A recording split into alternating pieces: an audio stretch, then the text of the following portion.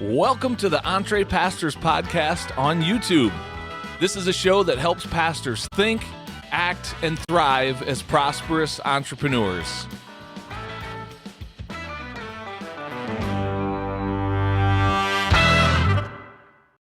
Well, hello there, and welcome to the Entre Pastors podcast on YouTube.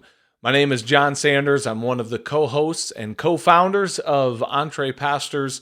And today you're going to hear an interview that I did with my co-host, Les Hughes, and our guest for the show today, Jason Kempf. We're titling this episode, Developing Leaders in the Church and the Marketplace. And the cool thing about Jason's story, I mean, he's got a number of things that he has built in terms of businesses and a nonprofit. But one of the themes I love is that some of the same skill set that he's using in his pastoral role, one of his responsibilities is leadership development in the church as a part of the team that he serves on as a pastor. He also is using that same skill set out in the marketplace through his own coaching business and serving other marketplace organizations with helping them develop leaders as well. So you're going to hear him talk about that and a couple of the other cool things that he's got going. Very much one of our people, man. Jason is a pastor. He's an entrepreneur. And so we love his story and can't wait for you to hear it. So without any further ado, check out this conversation we had with our friend, Jason Kempf. Here we go. Well, Jason, welcome to the Entre Pastors podcast, man. It's a pleasure to have you on the show. Man, thank you for the invite. I'm just honored to be able to show up here and be a part of this, part of what you guys are doing. So thank you very much. Absolutely. Awesome. Hey, why don't we start with a quick little introduction? Tell us a little bit about yourself and your journey into pastoral ministry, and then we'll go from there with stuff. You got a lot of stuff I want to unpack. So Sounds good, man. I grew up in the Eastern Plains of New Mexico and got into ministry, I think my sophomore year in high school. Just being an intern for my youth pastor. Grew up in a Southern Baptist church, just loved everything about what God was doing in and through the church and our community, and just felt like that was where God was leading me. And so I started getting involved when I was in high school, doing some work for my youth pastor. Ended up going to Bible college, getting a kind of general biblical studies degree. Thought I was going to do youth ministry, but as I got into my first church, they said, "Well, I've seen you've sung in choir and played in band a few years. Can you direct a 4-pattern?" I was like, "Well, sure, I could do that." And they're like, "Well, hey, why not $50 more a week to lead the worship too?" And I said, "You're on." There you go. But as soon as I started leading worship, I realized that was God's design for my life. That leading worship was always going to be what I did. And so youth ministry, as soon as I graduated with that youth ministry's emphasis, it started declining in my life and started moving toward worship. Since then, served in churches since the mid-90s in New Mexico, Texas, Colorado, and now for the last little over 10 years here in south side of Indianapolis in the Midwest. And married, I've got a whole gaggle of kiddos. We've had a couple of biological kiddos. We've adopted 3, and we're into foster care as well. And so we've got kids always. Wake up each morning wondering and counting how many we've got. So that's kind of part of our journey. But my wife is amazing on that side of things. That's her heart's calling and passion. And so we've always been involved in ministry of some sorts on church staff and, just trying to help the vulnerable and things like that. So, but the reason that you and I got connected a couple of years ago was through an entrepreneurial journey here in my life that I felt God really shifting and pushing a different direction in my life. And that's where I started reaching out to you, Jon. And since then, I've not only launched a nonprofit in our community, but started 2 businesses, and I've got a third on the way. That sounded like I've got another kid on the way. It's kind of like that. Kind of like that. It's very similar. Yeah, it really is. And so God has really taken me on quite the journey. I'm still at my church. I'm still doing part-time at my church. We shifted to that last year, almost a year ago in May. And so I still lead worship, still participate on our senior leadership team. We're a shared leadership model. So we don't have a senior pastor. We co-pastor as a team. And so I'm still one of that part of that team. And actually all the pastors at our church now are some sort of co-vocational. One of the guys is moving toward retirement, so that's his co-vocation. Yeah. I was going But, to ask you about that real quick. When you switched Yeah. to part-time, was that by design or desire, or was it, by necessity because the church couldn't afford it? Or like, tell that story a little bit. Yeah, it was 100% intentional from my side of things.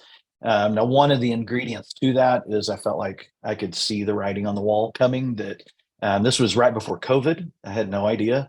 But I really felt God kind of building that within me of like, hey, I want you to be able to take care of your family independent of the impact that you're making. So, if it's a nonprofit donations, whether it's church or not, have been going down for a decade across America. And so felt like, God is, I think, showing me that the writing's on the wall, and I need to find a way to be able to support my family, because it just keeps growing year after year. And so how am I going to support my family? How am I going to continue to make the impact without being forced into a position someday that I have to go find something? And I want to be ahead of the curve, shape that for me and my family. And so it was very much a missional desire.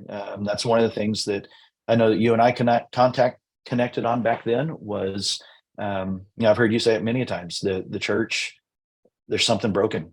The operating system of the church is messed up, and we've got to reformulate. We've got to figure this out. And then COVID hit, and of course that uncovered everything in a huge way.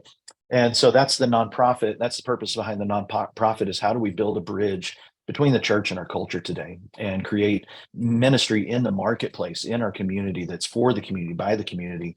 How can we build that bridge that, people just aren't looking to the church for even the solution to their spiritual questions. Even our own kids that are even being raised in the church, they go to Quora, they go to Google, they go to TikTok, they go to things that for their spiritual advice, that they're not being guided in the right way. And so how can we make that bridge into our culture? How can we return to that as the church? And so that's what I felt God calling me toward, was find a way to love your family well, provide for your family, and continue to make an impact in the community through, being a light, being a missionary right here in this community.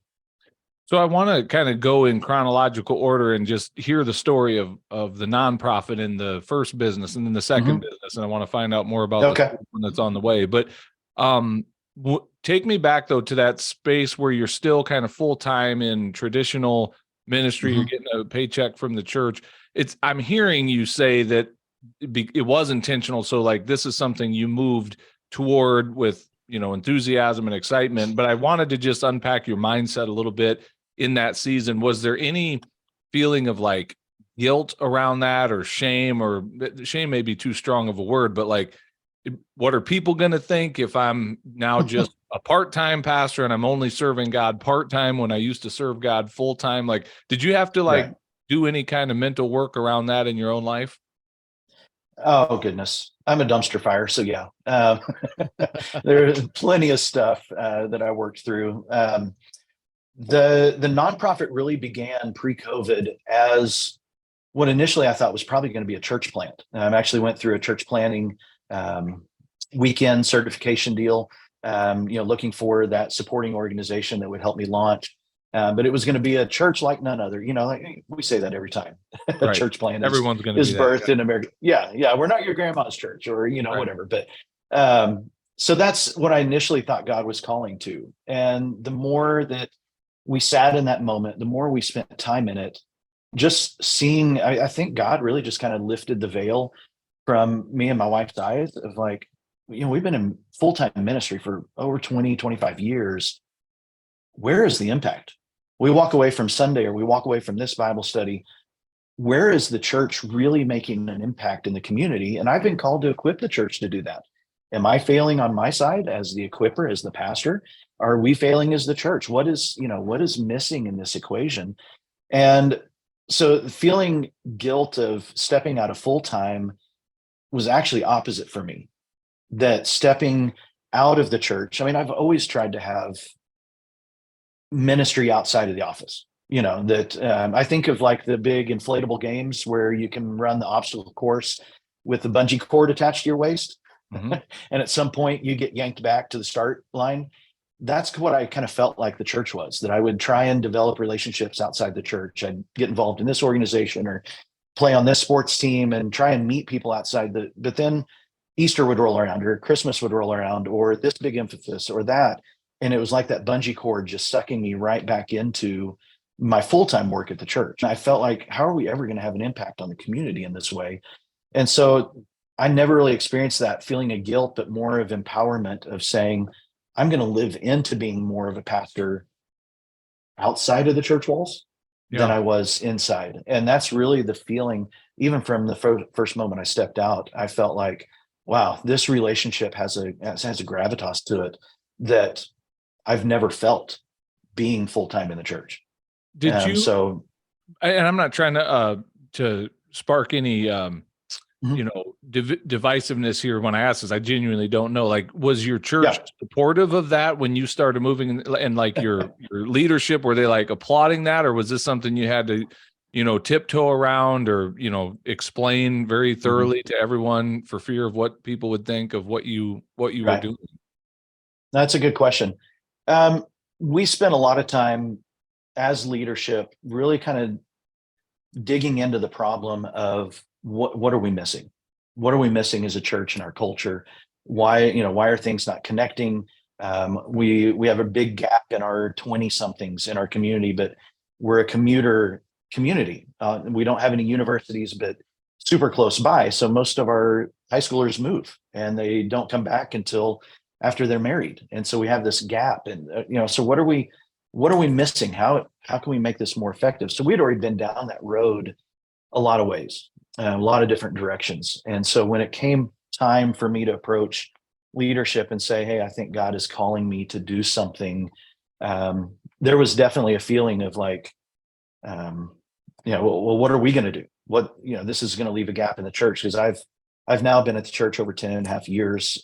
It's been an amazing church, one of the most gracious and freedom giving churches to lead. And so they really embraced it actually pretty well. And, they knew it was a long runway of a couple of years, 2 or 3 years. And so I think that gave them a little bit of comfort that this isn't happening tomorrow. You're not walking out the door. And, and I explained, it's like, at this point, I feel like it's some kind of ministry, that it'll probably be part-time for both. Just kept maturing that idea. Our initial board of directors was right out of our church as well. So for the nonprofit, as that birthed, our chairman of our council was on the board, as well as, a couple of other leaders in the church. And so we had this, it's being birthed out of the church type of mentality. And we took it step by step. We didn't rip the Velcro off. We just, let's take this slowly. Let's take this step by step and explain it. And then COVID happened. So that really slowed everything down anyway. Mm-hmm. And so that might've been part of it. But when I decided to step down part-time, it really everybody felt like, okay, that makes sense. We've been journeying down this road for a couple of years. That makes a lot of sense. That's cool. So if you don't mind, what's the name of the nonprofit, and kind of what's the focus, and how does that maybe complement the work that you do with the church or inside of the church? Mm-hmm. The nonprofit's called The Uncommons. We're about an uncommon good within our community. And so it's a community benefit nonprofit. We chose to go that route because we wanted to make it clear that there was not somebody trying to pad their pockets with profit. We wanted this for the community. So any type of excess that comes in rolls back to the community. We seek to be fully sustainable in our business practices. So I hate fundraising, and I would hate to ask anybody to do fundraising for their job. And so we are setting up business practices that will, how can we charge develop the revenue streams within this nonprofit that funds the impact that we want to do in our community. And so Jason, we'll take donations. Yes, sir. Yeah, that was going to be one of my questions. You'll of course take them, but you really don't solicit those. So right. was your primary reason for going nonprofit mostly the desire to really just stay above reproach in a fiscal way? And do you feel like people, like with the in ministry or in relationships in churches, I agree. I do think that it's true, whether it is actually true or not, there is a sense that somehow the nonprofit, this is not a great way to put this, so just kind of, I'm shooting from the hip there, but it is what we mean. I think there's a perception sometimes that there's a higher value, like a kingdom value to something because it's a nonprofit. That's not necessarily the case, but I do think it's interesting that you're not taking donations, or at least not soliciting those. But so this also means you have a board, so there's accountability that's there as well, Mm-hmm. which is not always going to be the case with a for-profit. And then, but you've also chosen voluntarily to probably cap your own ability to earn income through at least that organization. Mm-hmm. So those are all things that our members of our community and audience ask, because a lot of times people with our background come to this pivotal place. It's like, do I do nonprofit or do I do for profit? And these are some of the questions that they answer. So, or that they ask. So it's interesting to hear you articulate it in that way. Yeah. I mean, our heart is that we want to see cooperation in our community come together. We want to create kind of this living room type of mindset for our community that, a church could jump on board to the mission of this nonprofit and say, we see the kingdom purpose. We see the truth and the values of Christ being lived out and worked out in the mission of this nonprofit. We're going to put you on our missions budget. Okay, great. That's wonderful. And then right next door, there might be an insurance agent or an auto mechanic or somebody that may express faith in Christ or not, but they love the work that's going on in our community and they want to partner too. And so they put it on part of their charitable donation list. And, so it's an opportunity to link arms across our community, and just say, we're out for the highest good of one another. We're going to fight for this. We're going to fight for the highest good of our community. And we're going to do this together, whether it's faith or not. I want to rub shoulders with these guys and gals. I want to be there. And how can we create good and positive change within our community? And, the ultimate vision for the nonprofit is, a large facility. We're only a couple years old, so we're not there yet. We're still in our fundraising stage. We had hoped to build around a 40,000, 50,000 square foot property that encompasses everything from a co-working and shared office space to event space to a kind of a food court-esque. We've got some places where you can go. You can go to Panera, you can go to Starbucks, right? But we don't really have a place where the community can gather informally or formally in some ways. And so how can we create a large living room type of area for our community that has access to multiple food and drink options? And maybe we can, one of the impact things we'd love to do down the road is a sensory gym for high needs kids, special needs kiddos. That's something that our family's into. And, so we're looking for those resources that we're lacking in our community. How do we partner with our community? Or if there's a resource already developed, how do we partner with them? We don't want to recreate the wheel. So how can we bring businesses, nonprofits, how can we bring our community together in this space?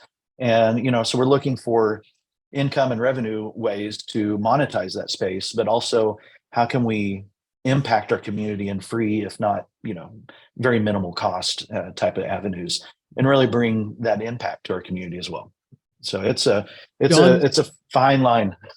Yeah, Jon, why don't we do a little networking live? Okay, let's show our listeners a lot of what we do. How about that? Go ahead. I think I know where you're going with this. So go ahead. You know exactly where I'm going. Has he met Drew yet? I don't believe so. No. All right, Jason, you need to meet an individual named Drew Grubbs, and we'll be glad to make that introduction for you. All right. He'd be all over what you're talking about. He's doing it. He's doing it his church in lots of ways. And y'all need to meet for sure. You'll like him. Cool. And Drew's superpower, at least one of them, besides being an amazing dresser and very and knowing where all the fast food places are in Atlanta. He's a funny dude. But no, he seriously, one of his superpowers is helping nonprofits raise money. Like he's really dialed in on that. Oh, really? He's been a guest on our podcast. He's a part of our Entre Pastors Mastermind. Just a solid dude, both in business and in the nonprofit space. So I agree, Les. I think your network is your net worth, and Drew is someone you should know.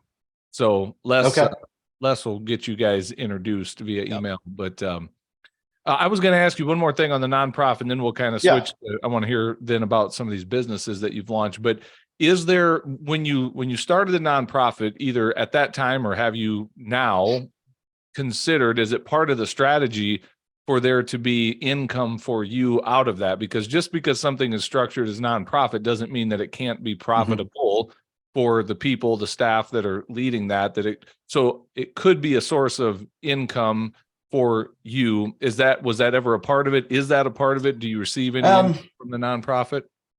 Initially, I thought I would end up being like executive director of the nonprofit. But it's more I've searched and prayed about that. I'm not an executive director personality. That would not, I could drive it into the ground really well. And so we're going to hire that type of person. So I'm really on the path of not bringing an income from this, that this is more of a passion, a heart work, for what I want to see happen in the church and community. Thus the businesses that I've started since then is why, that's how I want to support my family, and have found some ways that, I lean into that. Okay. Good. And that's a totally valid answer. The reason I'm bringing it up is, again, something we see not that uncommon in our community with pastors when they think about going to the marketplace, because they've only ever known, quote unquote, ministry that's done for the Lord, and therefore it doesn't pay anything, or it's, free or next to nothing. Often they then naturally think, well, I'm going to start a nonprofit. Again, I'm not mad about a nonprofit. There's certainly a time and a place for that. But if the goal is to develop revenue for your family, we've just taken one nonprofit scenario and traded it for another, and we're still broke. So I'm good if someone has a sense of calling around that, or, if there's a reason for that. But if the desire is, man, I really want to develop some income for my family, you said it a minute ago, and I'm really glad you did that.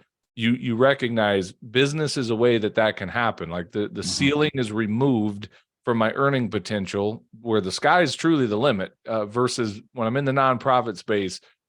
Even if I allow myself, the board allows me to have a really significant salary, there's still a ceiling there, because it's nonprofit. How can we justify paying much?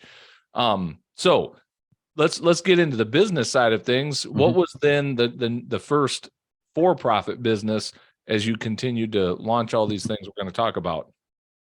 The first for-profit actually became the second in the long run. Go ahead. Exactly. I was leaning on my skills that I've developed through my church work. I've always been in music and creative and artistic and, communications, anything along that line. And so I thought, that's the way I can connect and monetize some skills that I've developed. I got really close to launching that, and then COVID hit, and I really started realizing the work that would go into developing clients for that. And I realized, no, thank you. That this cannot be, what I'm going to support my family on. I'm going to end up working 80 hours a week to pull this off. And I didn't want to go there. We're very, family is a huge value for us. I mentioned earlier, we've got some adoption stories, as well as foster care, medically fragile kiddos in our care.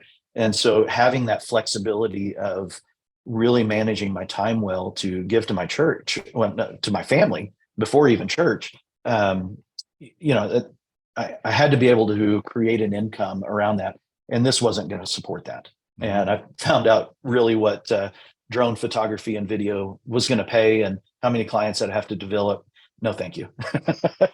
That just wasn't going to be it. And so I backed off of that and started, just kind of praying and wondering what God had in store.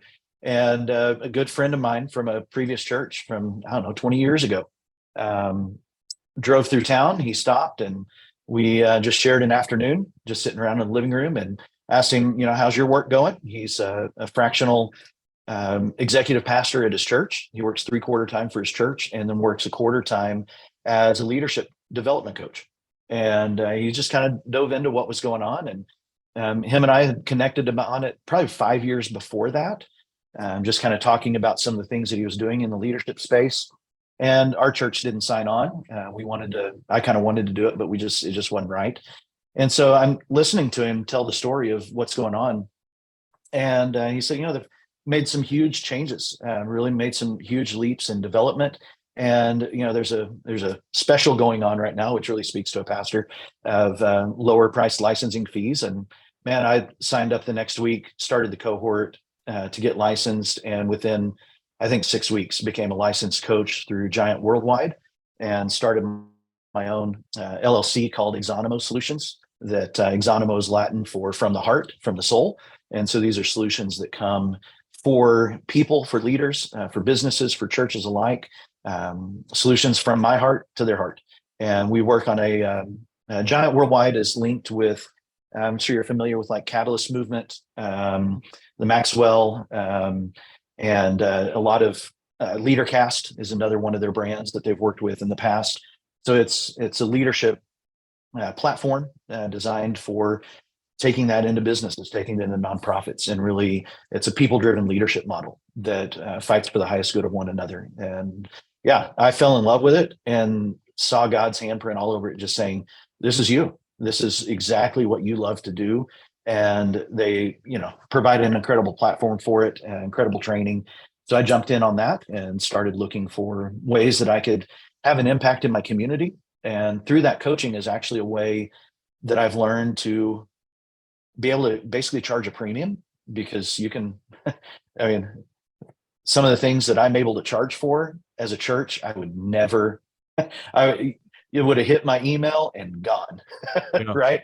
But I have the flexibility to work with, actually talking with a multinational corporation right now. But I'm also working with solopreneurs. I stood in a guy's garage as he was doing an engine swap, and we did a coaching session while he's, pulling bolts. So I have the opportunity to price appropriately for the people I'm working with. But these tools through Giant are literally, they're basically based in biblical principles of discipleship. Yeah. And they've been framed in such a way that you can talk about them in the workplace without being preachy. It's the language of our culture. And so I've really loved diving into that and having that impact. I want to back up and ask a really basic question, because we make the case often. We see that for many pastors, certainly not all, but for many pastors, coaching is a natural fit just based on the skill set that they've honed in years in pastoral ministry. And it's kind of a two-edged sword, because on one hand, I could make the case that this is a slam dunk, and like you said, you can charge a professional fee for the work that you do, which is kind of a new territory for a pastor who's very much been taught to kind of devalue their time and the resource or the results that they're helping people get. Like, you take it out into the marketplace, and it's like, executives will pay for that. Corporations will pay for that. High achieving leaders will pay for that. In the church world, they just expect it. They expect some of these things to be given. So I could make it sound like coaching is really easy and everyone should do it. On the flip side, the other side of that sword is it can be a grind getting a coaching business up and off the ground. So I'll kind of summarize it this way, and you can take it from there. So what I'm hearing you say is you made an investment into yourself. I'm guessing the training that you got was not free. You probably had to pay a significant amount to make that investment to get the training. And then you had to take action on top of that and actually apply that training. And now you have a coaching practice where you're having clients come and pay you. Am I missing anything there? What would you add to that? Because I want that's pretty close. I want them to hear that part of the story, because sometimes people come to us and are like, "Ooh, I don't know if I want to make that investment." And it's like, well, okay, well, you're going to struggle then charging for that with others. But tell your the story as it pertains to you. Yeah, it's definitely structured where once you do the onboarding, you get the certification, and it's about a month long. Once you get it, you can jump right in and start developing clients. For me, that was a 6-month runway, largely because of the example of the bungee cord earlier. That I thought, I've got a pretty good network. Well, you mentioned network. What was your phrase? Network is your net worth, or whatever. I thought I'm pretty well networked, and then I got into doing it going, I really just know people in the church. I don't have the relationships developed in the community after almost 10 years that I thought I had. They were very surface level. And so I had to step back to square one in a lot of ways of going, I just got to begin meeting people. I've got to network. I've got to find open doors in the community. So, going to networking events, I actually started it's essentially a mastermind type of group, but we call it a peer-to-peer mentoring that a bunch of business leaders and entrepreneurs get together and we discuss business twice a month. And we're actually monetizing that for the Uncommons that we're doing community-wide network of these peer-to-peer mentoring groups, charging a membership fee for the Uncommons. So that's beginning a revenue stream for them, for us as the nonprofit, but we're linking, all these business leaders together through what I've learned through that. So everything really is kind of a jumbled web, by the way. So Yeah. bear with me. So it was a 6-month runway for me to really feel like, okay, I'm ready to really put myself out there and feel like I can begin to develop clients. And that is really the hardest part of doing coaching for me, that I can absolutely sit down with, a team of a dozen or speak to a room of a few hundred or, sit down one-on-one. It's what I've been doing for 25 years, just with a different name. But developing those relationships to say, I can bring value to your business, of which I've always been a nonprofit, Yeah. a little bit of imposter syndrome, a lot of mindset shift going around that of, introducing myself of, hi, my name's Jason. I'm a pastor over at my church, to, my name's Jason. I bring leadership solutions for, companies and organizations. That's been a huge shift for me, that pastoring is not a title, it's a calling. And so I've really had to live into that in my own mind, not just externally, but I pastor in every moment, whether it's from foster care to working with a huge corporation. That's my calling. It's not my title. Yeah. And so I've had to shift my mindset huge around that. And so working into those relationships, developing those networks, giving myself away in a lot of ways, making that impact. That's the best way to build that coaching, business, is give yourself away. Look for those open doors. Look for the people who are hungry and humble and ready to jump in. And then you can have those conversations of, how can I serve you and your team, your organization? I'm so glad you're tapping into something, and some in our audience need to, hit the little back arrow on your podcast player and go back and listen to this again, because you said something really valuable there. Because I see this a lot with our prospective coaches or would-be coaches. All they know is the church world, and therefore they then try to think of developing a product that is simply for the church. And I know it sounds very hypocritical as a guy who's, building out Entre Pastors that's serving the church and serving pastors. And again, I'm not saying no one, like we have a corner on the market, no one else should do it, but it's just, hey, pastor, there's a much larger world than just the church out there. And by the way, Les and I are building things that go beyond just serving pastors as well, in our own lives. Like, so go where there's a market. If you stay in the church world, there's a need there maybe, but you're also going to be up against some very real challenges. So I love you sharing that you had to be intentional when you realized just how quickly your network ran out the minute you stepped outside of the four walls of the church, that you had to go develop those relationships and be intentional about that. Right. It's an area of frustration I have sometimes with, fledgling coaches, that the only place they know to go to have conversations is other pastors. And it's like, man, that's frustrating. So yeah. Our work is neutral, right? How we express who we are is a neutral thing in our lives. It can be used for good or bad. Yeah. And, I've had to shift from being, I'm a Christian businessman, or I'm a pastor, to I'm a person. My name's Jason, and I'm a follower of Christ. And I live that out through my work, through how I operate in the community. And, I choose to use my business expertise for good, and how I treat people and how I work with people. Yeah. And my target audience, we can target the church.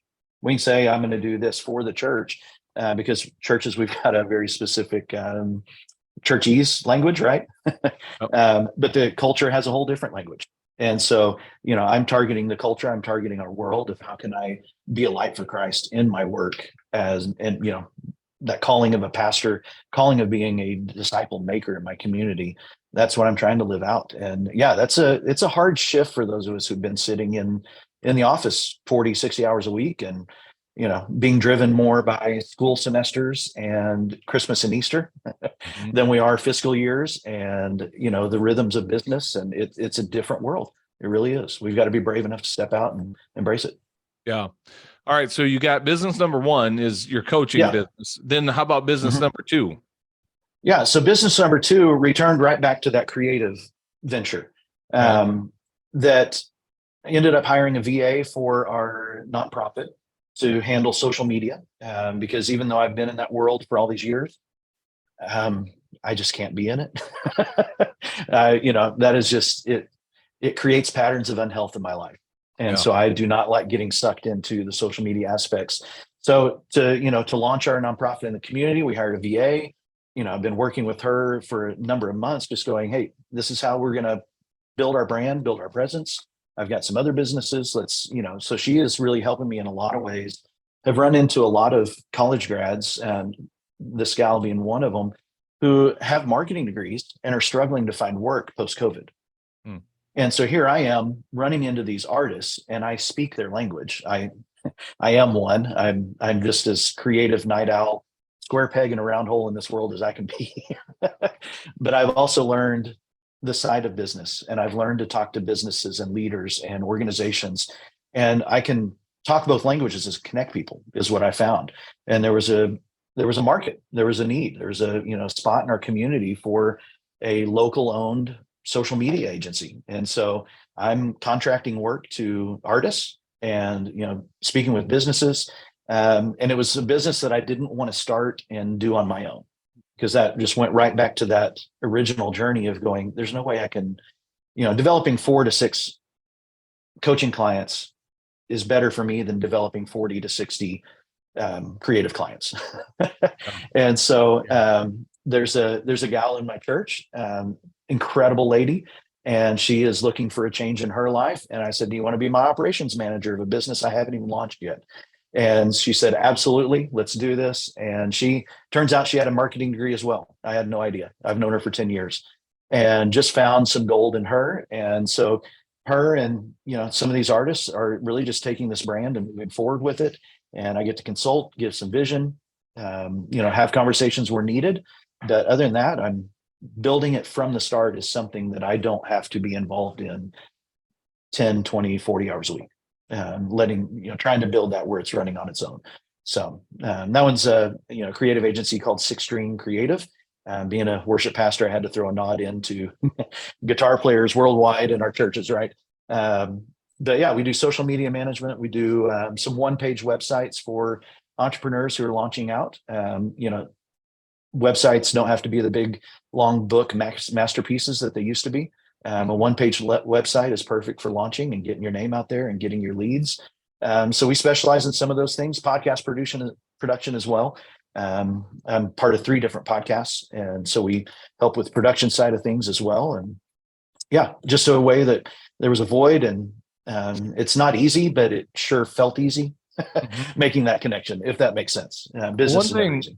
One thing I want people to hear in that, another good takeaway here that you're dropping on us, is that you can start a business without having to either A, be the expert in it, or B, be the one doing all of the work. I mean, technically that is a business. If you are the guy or gal doing it all, you just have a job, and now you work, right. Your boss is you. But when you actually build a business, it's not a one person show. You build a team and you get work done through the team. And I love that, man. Like you're building a business that is not necessarily even requiring you to be boots on the ground. And again, pastor, don't miss this. This is where we can tap into our stronger points of leading people and building people. And because that, at the end of the day, that is a business. It's a group of people that have come together for a common purpose and in the marketplace. And you can build that team of people using your skill set, even if you're, not necessarily the expert in the actual business itself. Right. So love that. Right. And just something to throw out there that I like telling pastors as well is that between these 2 businesses, I've invested $850 of my own money. Wow. It has been bootstrapped from the start. Well, no, I invested a little more. Forgot about those first 6 months of licensing, which wasn't, so still under $2,000 total. getting into 2 different businesses. And so you don't have to have this huge nest egg to be able to start some businesses out there, but realize that starting business is slow. We hear all these stories and read books of people who found success, and their 7-year success story feels like 7 months. And that's not how it works. That you've really got to be patient. You've got to grind. You've got to choose to show up. It's just like being a pastor, that on Monday morning, when that one person in the church comes into your office and lays it on you, and you know they are wrong as the day is long, you can't fight back at them because, we're pastors. We're too nice, right? We're not supposed to, or whatever. Starting a business will chew you up and spit you out just as quick or quicker, and every week. And so it's a slow, arduous process. And it doesn't, overnight success is great, but taking the slow route is probably long run, in my opinion, that you're setting up a foundation for growth and stability in the long run, rather than that just crazy success that you don't know how to keep up with. And honestly, I don't know that I personally believe the story of overnight success. I mean, I think it's a very rare thing, if it really is a thing. Like, often what we think is an overnight success is we're just now starting to see the fruit of what someone has been pouring into for a long time. And we're not seeing the behind the scenes, backstage stuff that they've been pouring out, and the sacrifices that they've made, the investments that they've made for that to happen. But I still love what you're saying. Like, it's low startup. So much of these businesses can be done with relatively low startup costs, with all the tools we have at our disposal today. Yeah, there's some creative ways to fund it that it can be done. Yeah. Well, you mentioned a third business, and I want to get that in before we run out of time here. So I'm not exhausted. Some people are like probably overwhelmed at this point, going, another one? But tell me about it, man. What's on your mind? Yeah. What are you dreaming about? Well, in conjunction with the nonprofit. So this is where the web kind of keeps coming full circle. We want to have a number of food and drink options there in that space. And so we're working out partnerships with some local coffee shop owners. I don't drink coffee. I've never enjoyed. I know I've never enjoyed hot drinks. My wife sees a mug in my hand and she's like, "Oh, how long you been sick?" So that's the only time I get hot tea. But iced tea, sodas, those are my thing. And whenever somebody says, "Hey, let's meet for coffee," I know I'm just going to be buying a bottle of water. And so I want this space to be able to, in Indiana, love sweet tea and Diet Coke. So there's a business concept. I'm not going to give too much away, but there's a budding concept over the last number of years coming out of the West, out of Utah and Arizona, kind of making its way east these days. But I want to be first to market here in Indianapolis on a drink concept that really combines some really some weird recipes around gourmet sodas, gourmet teas, and not your typical boba teas that you see around. These are a little different. And so so that's something I've got in the works. As a musician, I've already got it, it's in a creative, I've already got it branded. I'm ready to launch. I just need God to give the green light, and this one will require financing and funding available. But Groove House Sodas and Teas is the move toward that. Working on, kind of a music background and kind of a band, music house type of vibe. So yeah, cool, man. That's looking to do that down the road soon. May start out as a food truck. We're toying with the idea of starting that this summer. We'll see. That's very cool. I just had an idea last week for a business, but since you won't tell me about yours, I'm not going to tell you about mine. No, I'll tell you when we go off the recording. It may not even be a good idea, but I'm always thinking of creative ideas for stuff like that. So I love it, man. Well, and that this is one that down the road, once this idea is matured and we can show that it has market value and is making a buck, that it does profit and is sustainable. I think this is the type of business that would make a whole lot of sense for pastors, especially people in the youth ministry areas and children and family ministries, as a jump or as a second career, as a way to start something in their community that helps them build relationships in the community and provide a product and a service that feeds their family.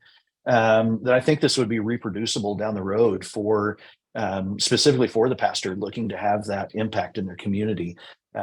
So I've got to get it matured. I got to get it there.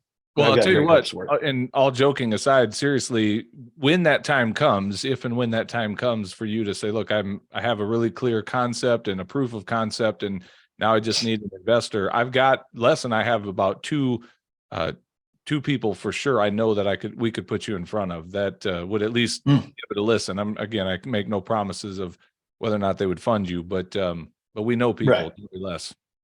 There you go. Yeah. Yeah. I mean, the concept. Yeah, the concept definitely works in other parts of the country, and I don't see why Indiana would not embrace it. If your community is too health conscious, maybe not. Being that it's sodas and there's a little too much sugar, probably going to go through the shop. But Sure. I'll deal with that. So cool. Well, hey, man, as we get ready to land the plane here, I was asking you this question before we hit record. I just said, of all these, it's probably not a fair question because it's like asking which of your kids is your favorite, even if you had you can say it on a podcast. But, of these, what's the one that really gets you out of bed in the morning, gets you excited? What are you putting your focus into these days? Again, maybe it's all of the above, but how would you answer that? It's really kind of a blend of three of them. The creative agency is that's the side hustle for sure. Out of the four, leading worship is still my sweet spot. That is my unconscious competence that I just absolutely love it, and I can do it with my eyes closed, go to sleep, and still lead worship. I don't know, but I absolutely love it, and it fuels me to no end. And so I will always be doing that. I will always be being a part of that. The coaching absolutely fuels me. The more that I get into it, the more I feel like I am having conversations with people in the community that are not connected to church in the same way that Jesus had conversation at the well with the Samaritan woman, that I feel like I'm having those types of conversations. And so I crave those, I desire those. And then for the nonprofit, just seeing the network of leaders come together, of people building relationships more meaningful than just trading leads, trading referrals, but they're actually building relationship with one another and finding that, this isn't competition. We're cooperating together. A leader gave me a term recently called co-opetition, that we're cooperating, but we're also competing for the same, we might be doing the same thing, but I can't serve everybody in my community. Yeah. So we need to do this together. And so I brought on another coach on my exANIMO solutions. I've got another coach here in the area that helps me, another pastor actually, that went part-time with that. And so, that's what drives me, is just seeing an impact in people's lives. I feel like I'm called to live in deep, meaningful relationships with people. And this has given me a way to do that and, support my family as well and do that well. So. Love it. I love it. Well, man, this has been so good. I appreciate the update. Just personally, it's been great to reconnect with you and kind of hear all the new and exciting things that have taken place in the last few years in your life. But if anybody wanted to connect with you, reach out and ask any more questions or keep tabs on what you're doing, what's the best way for someone to find you? Man, I've got way too many websites. Right. There's a website with everything, of course. Maybe the easiest way would, I co-host a podcast myself. It's called Leading is Serving. That's based in my coaching philosophy, as well as it's kind of the open door to our community for the nonprofit. Leading is Serving. We've got a website for that, leadingisserving.com. You can hear some of the coaching principles. You can hear some of the work with the Uncommons network that we're doing right now. Excuse me. That we're taking applications for people to join these mastermind groups here in our community. But you can find my contact information through that, or you can just go to my coaching website at exanimosolutions.com, EXANIMO solutions.com. So would love to hear from anybody. I'm so happy to just talk forever. Yeah, man, we'll put the links to that in our show notes. And again, truly grateful for your time coming on and investing into our audience. You bet. I know you've shared some really good stuff here. So thank you, my friend, and all the best as you continue to build all of this stuff. Praise God. Thank you. And prayers and hope for you guys too, through Entre Pastors and all that you're doing to impact our pastors in the nation, man, y'all keep at it. Love it. Thanks, man. Well, hey, thanks for watching this episode of the Entre Pastors Podcast. Make sure you hit that subscribe button so you can be notified every time we release a new episode. If you'd like to get connected to other pastors who are learning to think, act, and thrive as prosperous entrepreneurs, then we invite you to check us out on Facebook. Just search for the Entre Pastors Connect group, answer a few of our simple questions there, and we'd love to include you in the conversations. And if you're really ready to go to the next level, then we invite you to join our Entre Pastors membership community. When you become a monthly subscriber, you will receive access to courses, exclusive community, and coaching that will help you along in your own Entre Pastors journey. If there's anything else we can do to serve you, please visit us at entrepastors.com, and we will do our best to serve you there. God bless everybody. See you soon.